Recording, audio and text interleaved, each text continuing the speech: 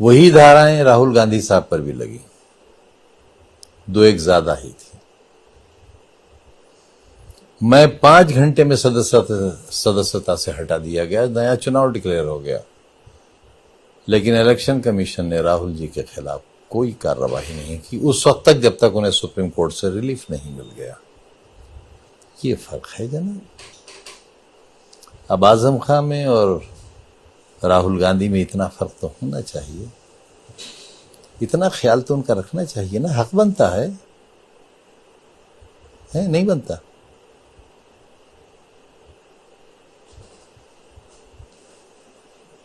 आपने कभी इस पहलू से सोचा? नहीं सोचा नहीं। किसी को क्या जरूरत है सोचने की? कहां वक्त रखा है किसी के पास? हम जैसों के लिए सोचने का वक्त कहां है किसी के पास? अखिलेश जी से आपकी क्या समस्या है? अखिलेश जी मुझसे नहीं समस्या, अखिलेश जी को क्षत्रियों से समस्या है। क्या? वो पूरे हमारी बिरादरी को टारगेट करते हैं। कैसे? मुख्यमंत्री जी को भी देखे टारगेट करते हैं, सजाती करके तमाम क्षत्रियों के ऊपर आरोप लगाते हैं। उनको क्षत्रियों से दिक्कत है। नहीं, अभी तो उन्होंने, अरे 2022 का इलेक्शन देखिए ना, इसलिए दिक्कत मैं कह रहा हूं कि राजा भैया उनकी कैबिनेट में थे, रघुराज प्रताप जी।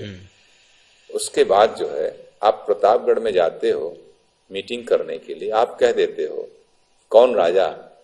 अरे जिसके साथ आप कैबिनेट में 5 साल रहे हो, उसको आप ऐसे कैसे कह सकते हो? वो आदमी अपनी बदौलत चुनाव जीत के आया 1993 में, जब सपा बसपा का गठबंधन था पहली बार। तब से लगातार सदन में है। आप उसके बाद सदन में आए हैं।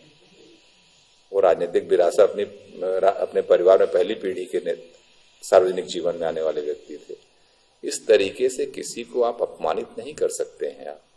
वो अपमान राजा का नहीं था, अपमान जो है क्षत्रिय समझ के। उसके बाद हमको लेके कमेंट किया वहां पर, आप पूर्व मुख्यमंत्री कुंडा में कुंडी लगा देंगे। अरे भाई, कुंडा एक स्थान है, कोई घर थोड़ी कुंडी लग जाएगा। ये सब भाषा नहीं बोलनी चाहिए।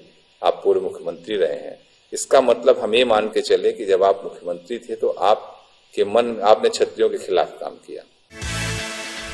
औरंगजेब ने जब राम मंदिर को तोड़ा तो सिर्फ राम मंदिर नहीं तोड़ा, उसने हिंदुओं को मुसलमान भी बनाया, उनका धर्म परिवर्तन किया। क्यों?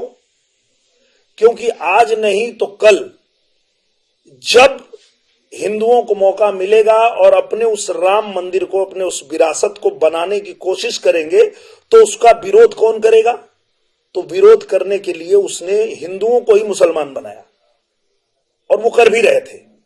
तो वो कर रहे थे तो समझ में आ रहा था, पर एक यादव होकर के, कृष्ण के वंश में पैदा होकर के, अगर खेसारी लाल यादव ये बोलता है कि राम मंदिर की जगह हॉस्पिटल बनना चाहिए था, तो फिर उसको मैं यदुमुल्ला ही कहूंगा कि तुम तो धर्म परिवर्तन भी नहीं किया, रह गया यादव। लिख रहा है यादव, लेकिन काम वो कर रहा है जो औरंगजेब ने हिंदुओं को धर्म परिवर्तन करा के रखा था कि ये लोग विरोध करेंगे। वो विरोध करेंगे, वो समझ में आता है कि भाई उनका तो धर्म परिवर्तन ही इसलिए किया था कि वो करेंगे विरोध। तुम लिख रहे हो यादव, पर काम वो कर रहे हो जो उनको करना था। तो इसलिए मैंने कहा कि ये यादव नहीं है, यदुमुल्ला है। ये भाई तुम आए तो तुम सबको मान रहे थे, अचानक तुम क्या हो गया तुमको कि तुम सबको एकदम से नीचा दिखाने पे उतर गए कि ये लोग कुछ किए नहीं, ये लोग क्या विकास, तो आखिर क्या हो गया? वही तो हम भी समझना चाह रहे हैं कि जिस आदमी के बारे में जो आदमी आपकी तारीफ कर रहा है, जिस आदमी की आप तारीफ कर रहे हैं, खेसारी की कोई ऐसी चर्चा भी कभी नहीं थी, लेकिन चुनाव आते ही अचानक से ऐसा क्या हो गया? क्या हो गया वो बताता हूं मैं। ये ना हर कलाकार को समझना चाहिए, बहुत समझने वाली चीज है। भीड़ जब देखता है ना कोई, तो पागल हो जाता है, पर उसको ना संयम रखना चाहिए कि कोई बात नहीं, ये भीड़ है। वो भीड़ मनोज तिवारी ने भी देखा है, वो भीड़ रवि किशन ने भी देखा है, निरहुआ ने भी देखा है, पवन ने भी देखा है, सब लोग और देख रहे हैं। आज भी जहां जाते वैसे ही भीड़ आती है, पर उस भीड़ को देख के ये पागल हो गया और क्या बोलना शुरू किया। ये देखिए, ऐसा कौन बोलता है? बोला एक काम करिए, ये लोग को बोलिए कि 2 जन आए, 1 किलोमीटर के अंदर में सभा रख ले, देखते हैं कि हमारे सभा में ज्यादा लोग आते हैं कि इनके। ये कितना बड़ा अहंकार है, किसको चैलेंज दे रहे हो? तब मैंने कहा don't teach father how to make babies, बाप को मत सिखा कि बेटा कैसे पैदा करते हैं। तब हमको बोलना पड़ा, नहीं तो हम बोलते ही नहीं। हम तो उस चुनाव में गए भी नहीं थे भैया, हमारी तो शूटिंग चल रही थी, हम मुंबई में थे, हमारी हिंदी फिल्म की शूटिंग चल रही थी। उसके बाद यहीं आजमगढ़ का बहुत सारा काम था, जो पत्र यहाँ से हम लेके लखनऊ गए थे, महाराज जी को हमने दिया, महाराज जी ने कहा ठीक है इसको हम करवाते हैं।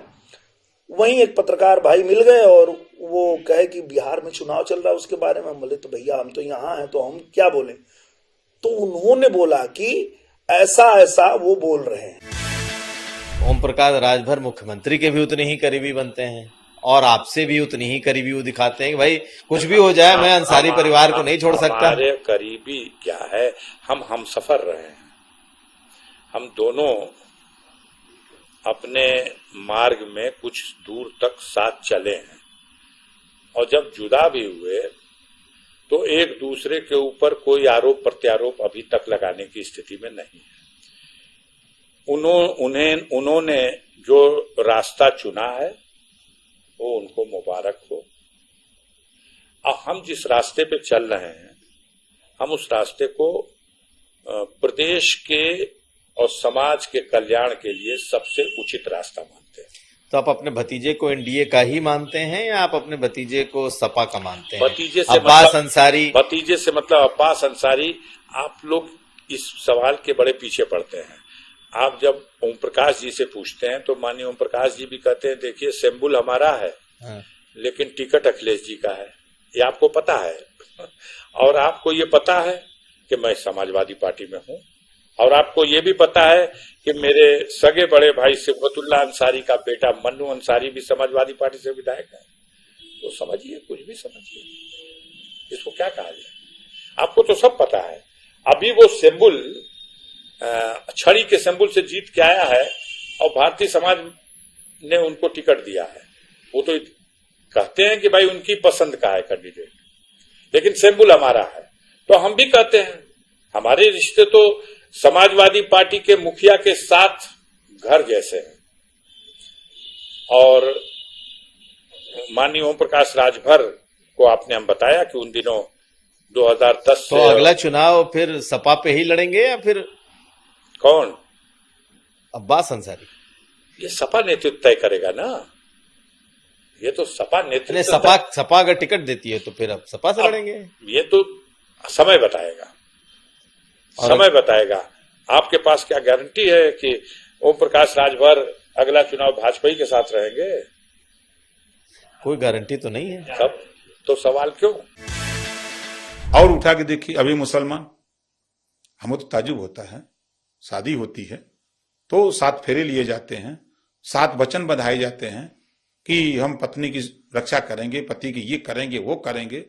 अभी एक मौलाना ने बोल दिया पत्नी के खिलाफ, हम उसकी निंदा करते हैं उस मौलाना के, ऐसा नहीं बोलना चाहिए उसको, उसके खिलाफ कार्रवाई होनी चाहिए। लेकिन पति धर्म नहीं निभा पा रहे हैं अखिलेश जी, सबसे पहले उनको खड़ा होकर बोलना चाहिए था, खबरदार मौलाना। क्यों नहीं बोल रहे हैं वो? वोट का धर्म निभा रहे हैं, कहीं बोल दे मौलाना के खिलाफ, कहीं मियां भाई लोग नाराज ना हो जाए। उनके पार्टी के लोगों ने तो पीट दिया मौलाना को। अच्छा, ये धर्म है? यही आपका कानून है? देश में थाना बना है, प्रदेश में थाने हैं, डीएम हैं, एसपी हैं, डीआईजी आईजी हैं, आप कानून अपने हाथ में लेंगे? यही इसी नाते समाजवादी पार्टी नहीं आ रही है और न आएगी।